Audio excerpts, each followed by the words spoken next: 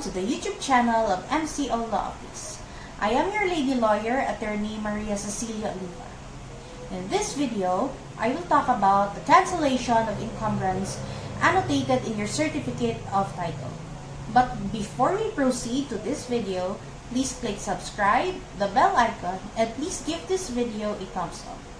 Without further delay, let us start the discussion.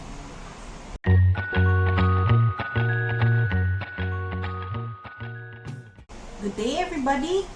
We will be talking about cancellation of encumbrance annotated in your certificate of title.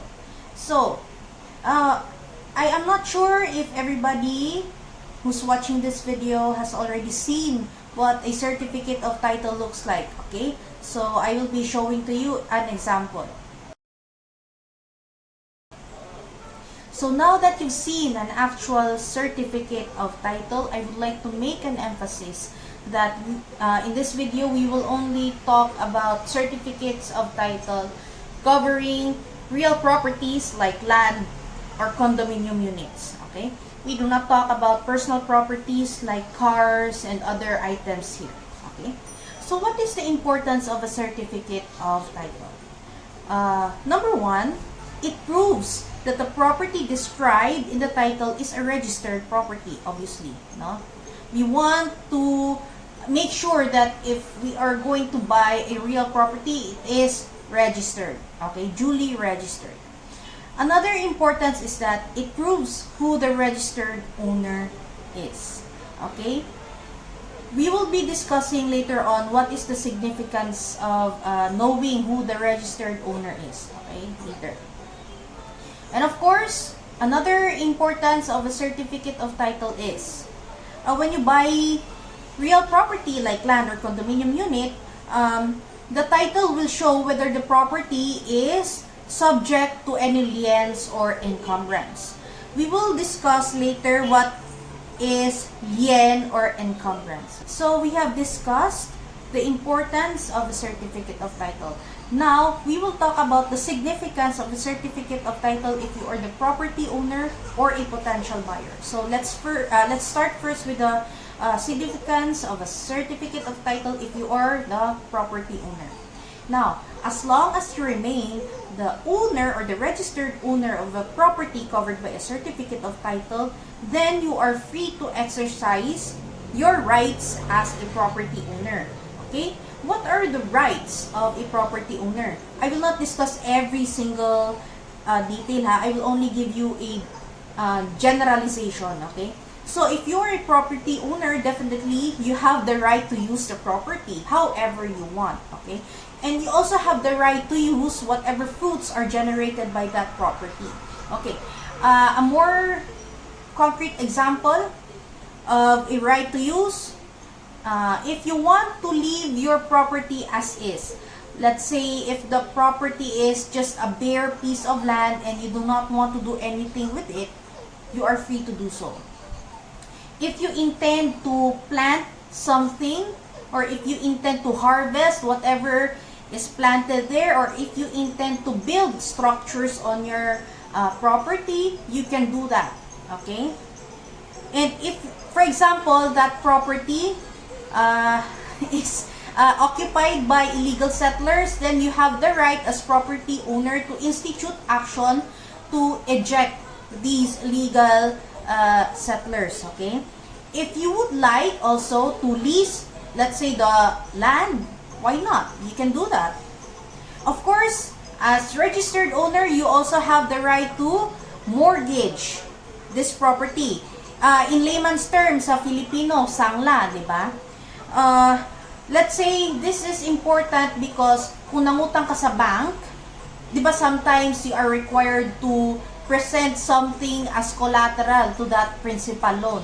So if you are the registered owner of let's say a parcel of land, you can execute a real estate mortgage in favor of the bank so that you will have a collateral to your principal loan. Okay? Another right that you can exercise as the registered owner of a real property is that you can dispose the property. And when I say dispose, you do not throw it away, no? you cannot throw away land. Maybe a little portion of the land, yeah, you can throw it in the air, but the land itself, the parcel of land, no, you cannot throw it away. You can sell, okay? So that is how we mean by dispose the real property. We sell it to other persons, okay? So those are the rights of a property owner, some of the rights, okay? Now what about if you are a potential buyer of a real property covered by a certificate of title? If you are a potential buyer of a real property that's covered by a certificate of title, like this one, I already, yan, just like that one, you will definitely see who the registered owner is. Now, if the person holding this title is telling you, I am selling this parcel of land, you should be alert, because if that person who's telling you that he or she is selling the property covered by the title, but then he or she is not the registered owner, you have to ask, do you have authority to sell this real property? Because here in the Philippines, specifically in the civil code, no, if you are selling real property and you are not the registered owner, your authority must be in writing. So that usually takes the form of a special power of attorney. The special power of attorney must specifically state that he or she has the power to sell the property specifically described in the title, no? What happens if you actually purchase a real property from somebody who is not the registered owner and then wala pang SPA? Another significance, if you are the potential buyer and then you are presented a certificate of title, is that you will know the description of the property covered by this PCT. I'm sorry, I cannot really show you the entire PCT, no, because it contains some very sensitive information, and as we know, here in the Philippines, there are a lot of people engaged in falsifying these kinds of documents. So, again, I would like to emphasize that if you get a copy of this one, you will be able to determine the technical description of the property covered by the title. Of course, you will also know the location of the property. Saan ba yan mahahanap yung property? Nasa Quezon City ba? If nasa Quezon City, anong barangay? Okay? Another significance of a certificate of title for the prospective buyer is that you will be able to determine if the property is supported by a clean title. I believe that the term clean title is familiar to most, if not all, of the viewers. Okay?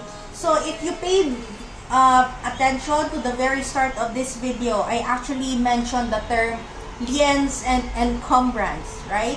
So how is this liens and encumbrance related to clean title? Okay? So when you talk about clean title, it means that the property covered by that certificate of title is without any liens or encumbrance. Okay? So what is liens and encumbrance? Now, I don't want to get too technical about this, and instead, I want to give you an example of a lien and encumbrance. Okay? For example, you are the owner of this parcel of land that's described in this certificate of title. Okay? Now, you went to the bank to loan some money. Let's say you loaned 5 million pesos. That's a huge amount of money here in the Philippines, right? So, you have to expect that the bank will ask for a collateral for this loan. So that if you cannot pay the principal amount, then at least the bank has something to go after just in case you cannot pay in cash, right? So, what usually happens is that the borrower and the bank will execute another document, and that document, will execute another contract, no? And that contract is what you call a real estate mortgage. So when you talk about real estate mortgage, you are making that real property as a collateral to the principal loan. So that if you cannot pay the principal loan, then the bank has the option to sell the parcel of land covered by the real estate mortgage at a public auction, and then apply whatever proceeds from the public auction to the balance of the principal loan. Okay, so that's basically what you mean by liens and encumbrance. Okay, so I think that's clear. Now, if you executed this real estate mortgage, then you will expect that it should be annotated to the title. Okay, so what is an how will this annotation look like? No, that is very important. Now, if you can see, this title here has 3 pages.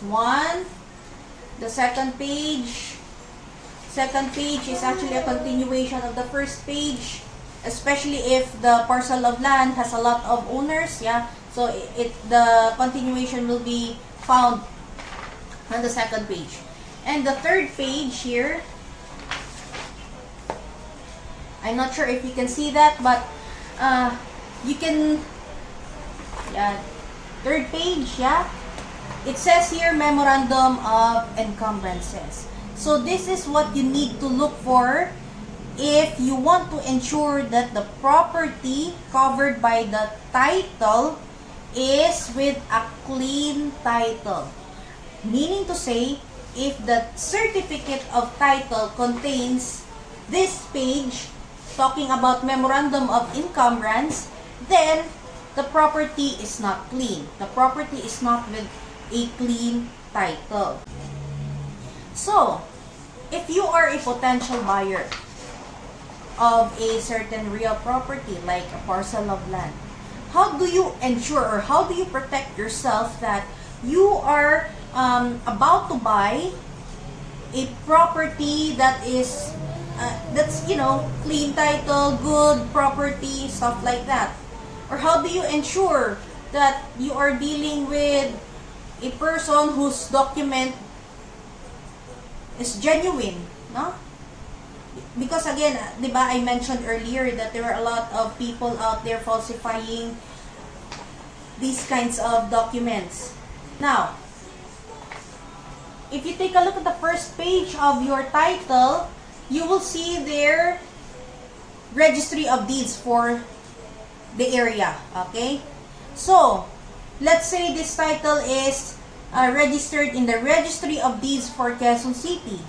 You go to the Registry of Deeds for Quezon City and then you ask them to tell you if this document is genuine, if this property is actually registered in the Registry of Deeds for Quezon City, and if the registered owner in their records is also the registered owner as stated in this document. Okay, so that is how you ensure that the certificate of title that you are holding or that's being presented to you is a genuine document. I have another tip, no, if you are a potential buyer of a real property here in the Philippines. You have to make sure, no, that the title that you are being presented by the seller or the registered owner who's planning to sell the property is actually the latest copy, no, of the title. Bakit latest copy ng titulo? Kasi hindi natin alam during the intervening period, nagkaroon pala ng encumbrance. Let's say you were presented a TCT that was issued, let's say 2015. 2020 na ngayon, di ba? So 5 years na yan, malay natin ano yung mga transaction na nangyari during that period. Malay natin, during that period, nagkaroon ng annotation, and then yung pinakita sa inyo na titulo, which was an old one, walang annotation doon. Tapos mabibigla ka na lang kapag na-close na yung sale. Hala, hindi pala to clean yung title. O, anong gagawin mo? Di ba? So again, if you want to purchase real property here in the Philippines, you have to make sure that if you are being shown a copy of the title, no, of the real property, it should be the latest version. Just to check na talagang malinis yan. Okay? So, I have a question for you that is quite off topic, but I am interested to gauge your knowledge. Okay? The question is, are non-Filipinos allowed to own real property here in the Philippines? If you know the answer, please indicate your answer in the comment section below. So let's proceed. So what if the property does not have a clean title? What should you do? Especially if you're the buyer, no? Now, if you're the buyer and you see that the title is not clean title, I suggest that you do not purchase that property if you want peace of mind, no? Kasi minsan, yung mga ganyang klaseng property sa may mga encumbrances, masakit sa ulo. Okay? So, let's leave it at that.